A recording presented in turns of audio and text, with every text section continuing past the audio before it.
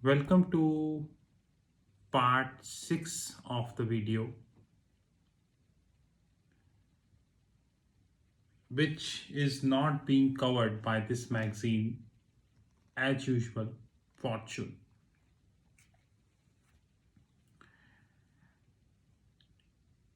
Year 2020, Chinese yuan was nothing.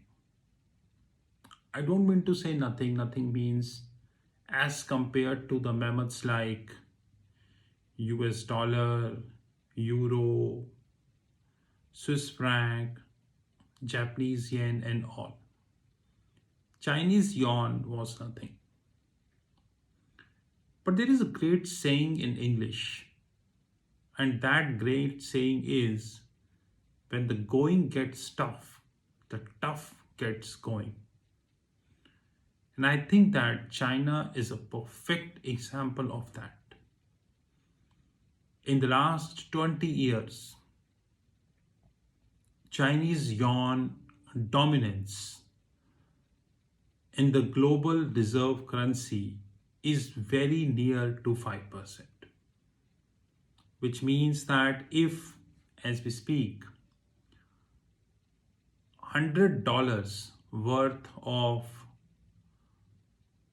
reserves worldwide, then China is Chinese yuan. Basically, in Chinese yuan, it is near about $5, which is credible. Let it be honest, which is credible. Chinese yuan, which is onshore, and CNH, which is offshore route, is in trillions. Trillions. Their sovereign wealth fund, which is known as CIC, they holding strategic assets worldwide, which includes Africa, Sri Lanka, Pakistan, and whatnot. Rather, I say that in Asia, including Singapore, if any sovereign wealth fund is active technically, then it is CIC of China. And United States do not have a sovereign wealth fund. That is interesting fact. How could you have a sovereign wealth fund if you are running a deficit of 2 trillion every year? The federal deficit of United States is near about 2 trillion and growing. So how could you have a sovereign wealth fund? Do not talk this about because it's a stupidity. Let it be honest. Anyways, we don't talk about this now. A very interesting fact of the life is that the growing dominance of Chinese yuan, the onshore offshore route CNY and CNH, the highly active sovereign wealth fund CIC, the right policies of People Bank of China by not hiking the rate. These all things together in another 5 years would make China as a superpower. Probably China might be replacing United States as a superpower. Because if 20 years ago, 2020, if I go with the statistics, anyone told that today the US dollar share in the FX reserves, which is near about 75%, would reduce to 60%, people laughed. But now, can you laugh? You cannot, because it's a fact that it has reduced from 75% to 60%.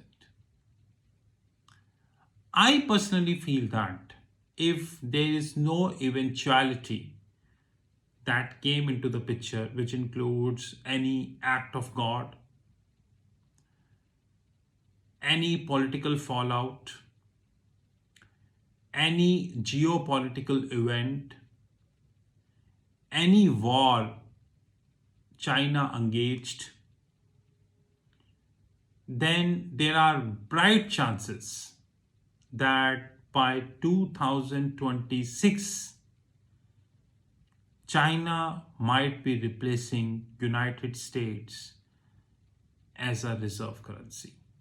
Or if not as a reserve currency, then as a superpower.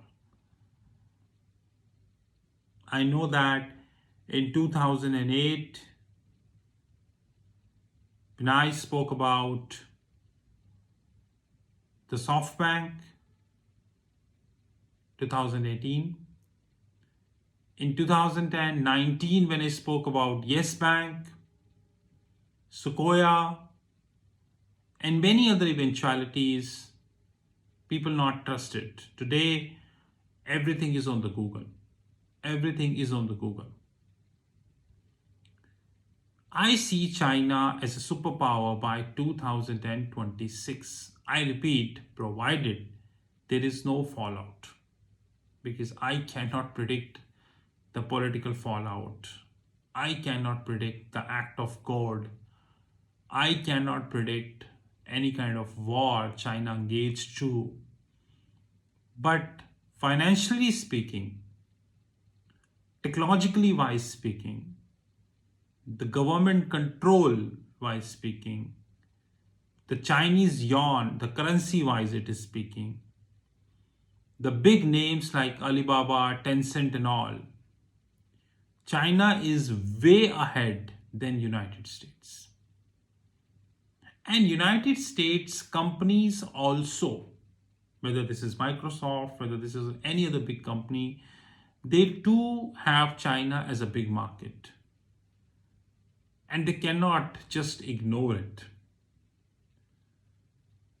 Until otherwise, there is a big fallout, which we cannot predict. But yes, I see that China to be a reserve currency of the globe. Or if not reserve currency, then at least a superpower in another 5 years. While United States would continue to be a political fallout, you know the approval rating of Joe Biden, you know that how poorly the enforcement agencies of United States, you know that how banks behave in United States. And I personally see a fallout of US dollar, which means a rise in gold. But having said that, I'm very clear on one thing, and I repeat many times, and let me repeat again. Do not overhedge. Do not overhedge. History is witness that all exchange traded funds, hedge funds, pension funds, probably the depository institutions, those who overhedged, they always lost it. So do not overhedge. This is what I would like to convey. Rest is it is your call. This is Rahul Magan from Treasury Consulting Group.